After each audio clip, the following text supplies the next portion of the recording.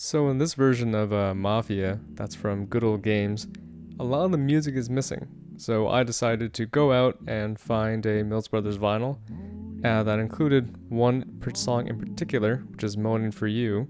And you can see the process here of recording it, which is a little slapdash, but you can hear in the intro it sounds okay, not too bad. The Mills Brothers were a band from the 1930s. They were a quartet of four brothers who were originally from Ohio, and they gained quite a bit of prominence over the years. And were also known as the Four Kings of Jazz Quartet. Anyway, so the music's going to be included, kind of sprinkled throughout the videos that I'm doing. Hopefully it won't result in any ads, but if it does, who cares? Good music, right? So, enjoy.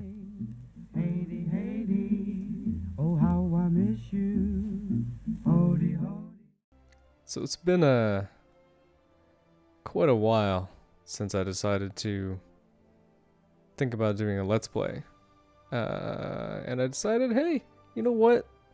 Let's go back to Mafia because I really enjoyed it, and there also has to be a GOG version of it now, which means I don't have to attach an external disk drive to my laptop, which is really helpful because that thing makes a lot of noise. And I got some cool stuff during the holidays, because this is during the holidays, that will help me record a little bit easier, which is great. Anyway, first off, I did want to point out something kind of that I do appreciate about the game a little bit, is that this is the start screen here. So right now we have the main menu here stuck on the intro, which plays a movie. What we're looking at is a projector. Good, right? You go to tutorial, and it takes a look at the main things you'll be using throughout the game. So a car, symbolized with the keys and stuff, guns, smoking, not really involved, but you know, basically said you can be learning how to drive and shoot. New game, which I believe takes you to here, so you're gonna be doing a lot of killing. Load game takes you to a typewriter, which is kind of cool because it's like reminiscence and stuff, like typing down your memories. Free ride, I think, shows you the map, which is like, hey, explore Lost Haven, heaven, whatever. Free extreme, which is the same. Carclopedia takes you to a stack of books. Options, I believe, take you to the watch that's over there and the ruler and stuff.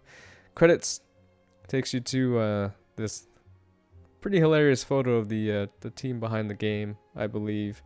And change profile basically takes you to the door, which says, "Hey, you're leaving." Anyway, since the last time I played, you may notice that certain things have changed in the menu. Not that I think the 6 views I got really, I think they're all me probably. But if you go to free ride, you'll see that I have unlocked everything. Woo!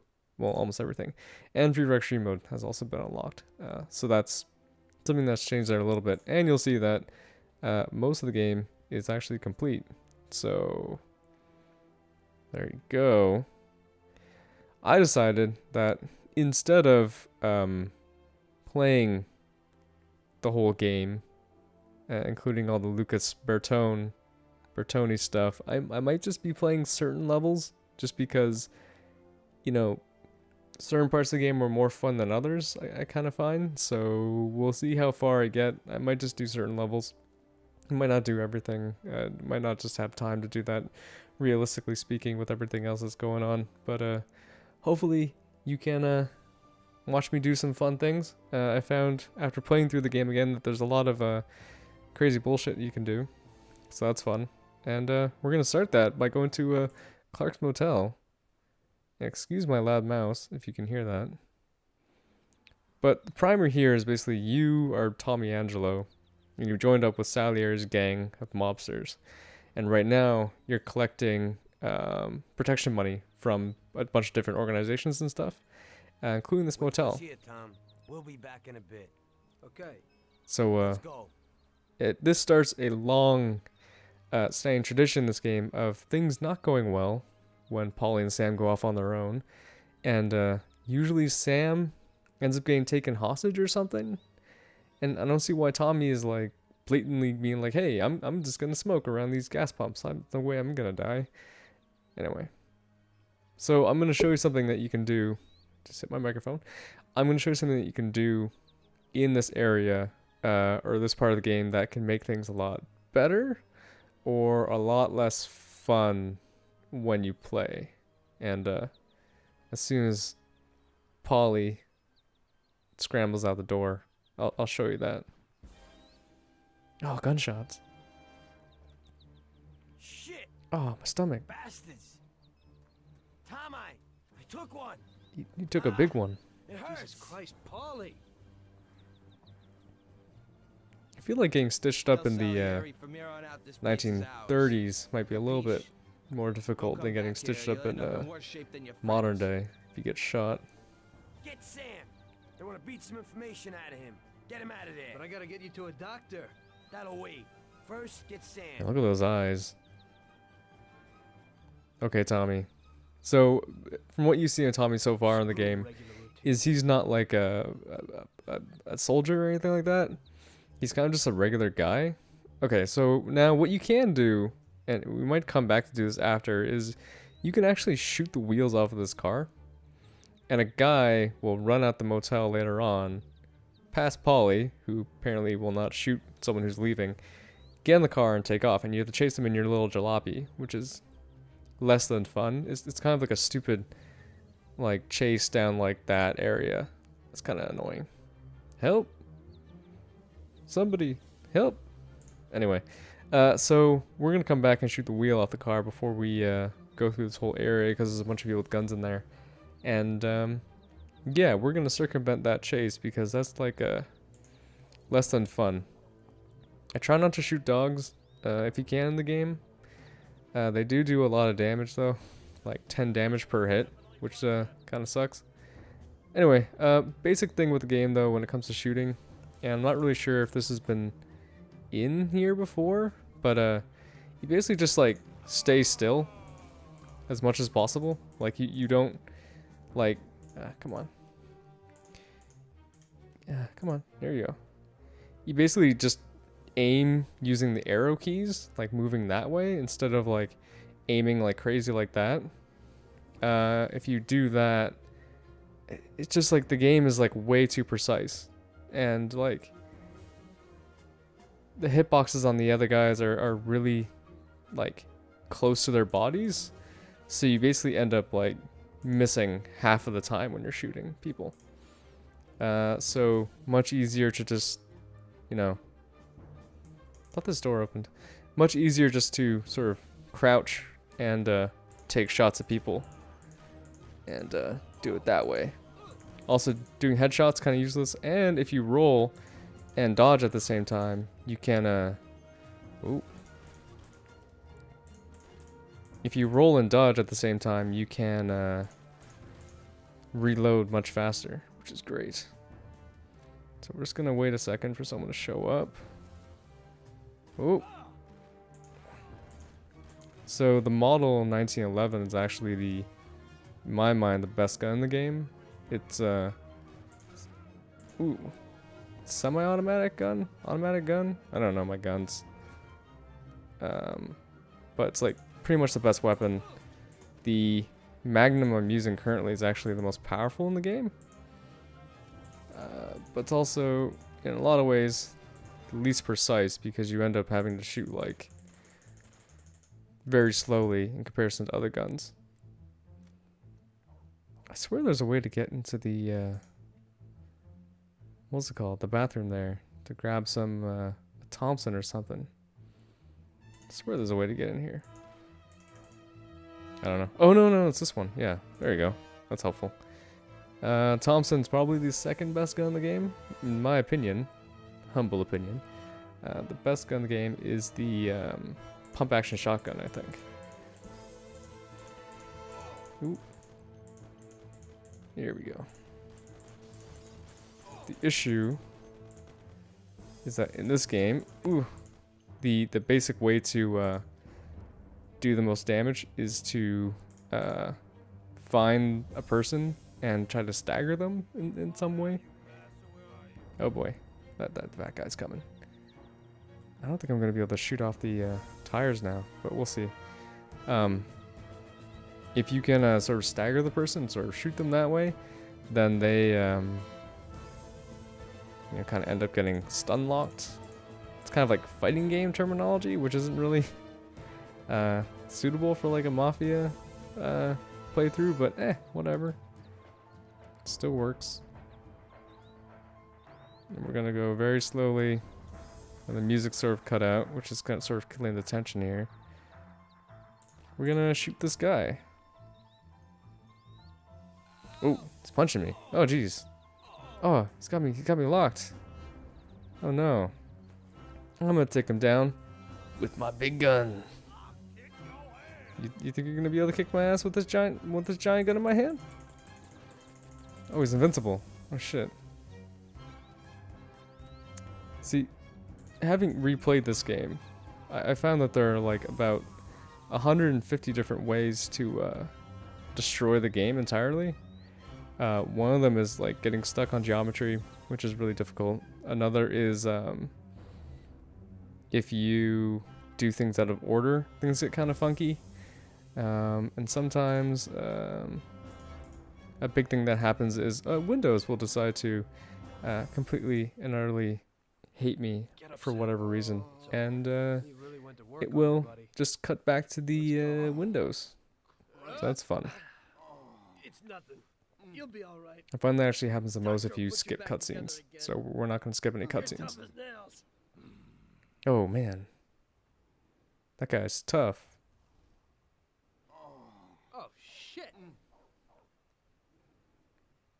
So yeah, you got to be really careful with this guy though, because he gets up. He's got even though it's a cult detective special, which is like the weak side in the game, it's still like a pretty. He can still take you down. I'll get you back in the car. Everything will be okay. Don't move, scumbag, or I'll fill you with holes. What's this guy? Come on, just try it. He's You not won't get the past me. smartest. Sure thing, buddy. Just stay cool. Everything's okay. Not the Just smartest go. banana in the No bunch. problem. Not the sharpest knife in the drawer. Just try it. Not very threatening either. No. God. Go. Get him. You think money would be the last thing on Sam's mind, but no. Anyway, so yeah, he just stands there like an idiot. Maybe we can take a look in this room, see what's in here. Picture of a car and some deal stuff, a safe, cool. So yeah, if you shoot off the wheel, he can't go anywhere, and you basically just go outside and fill him That's regular full of routine. holes. Wonder what the next job will be like. And we got a brown car, cool. And here's skipping back forward to 1938, and I'll stop talking here.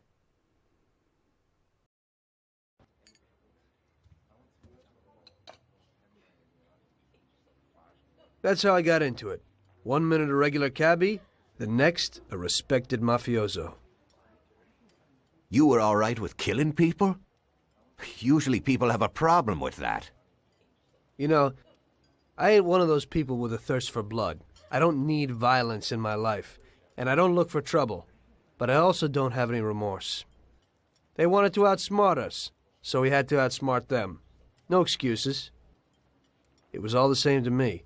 I wasn't interested in the fates of other people. Everybody said it was just business, and that the family sticks together. It was different from living alone and nobody giving a damn about you. Suddenly you're respected by all the people you meet.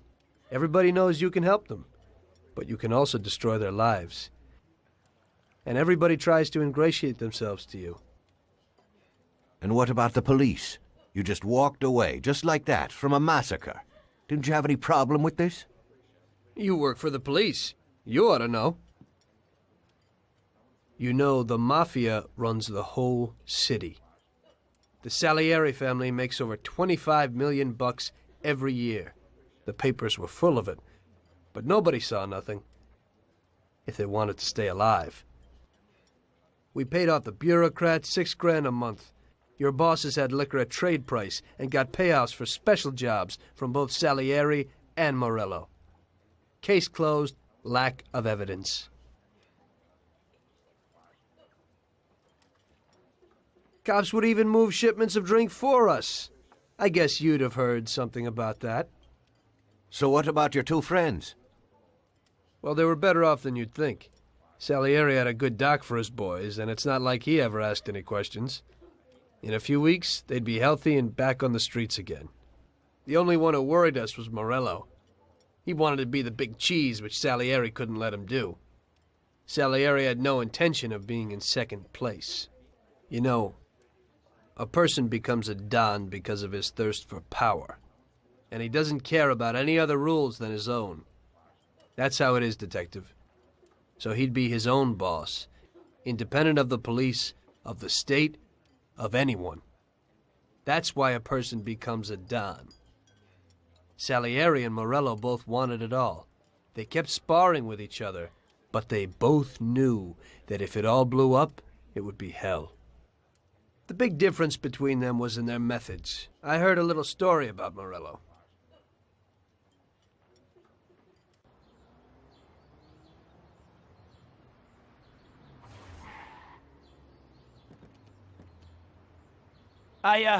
I'm sorry, sir. I You didn't idiot! mean it. Do you know what you've done? Do you know how much that car cost? I was driving slowly, Mr. Morello. I don't know how, Do you mean to say that I crashed into your car? no. Sir, I wanted, no, sir, No! Bastard gets in my way!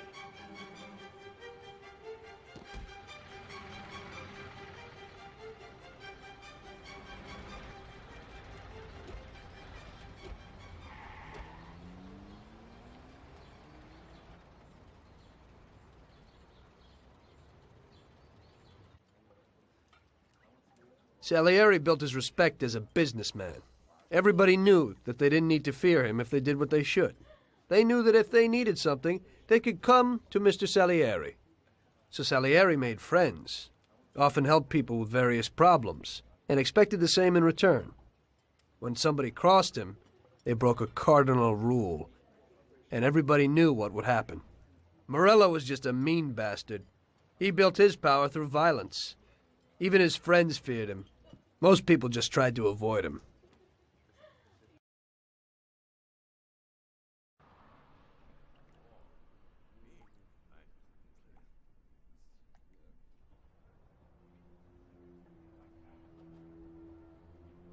Listen, Tommy, I have a delicate job for you. I don't know anyone else who could do it better than you. You're a good driver, and you have experience. Well, to make it simple, tomorrow all the best motors are going to race at the city track. And I bet on one kid who's been a favorite up until now. I helped him along in his career a little. I like fast cars, and I said to myself that I could make back a little on that investment. You understand? And then Ralphie starts saying that some European has come over, and his car is certain to win. Ralphie knows cars. He's real good with them. But otherwise he's a complete moron. What, he couldn't have told me before I bet on the kid? But still, what the hell is a guy, God knows from where, doing here? These are American races.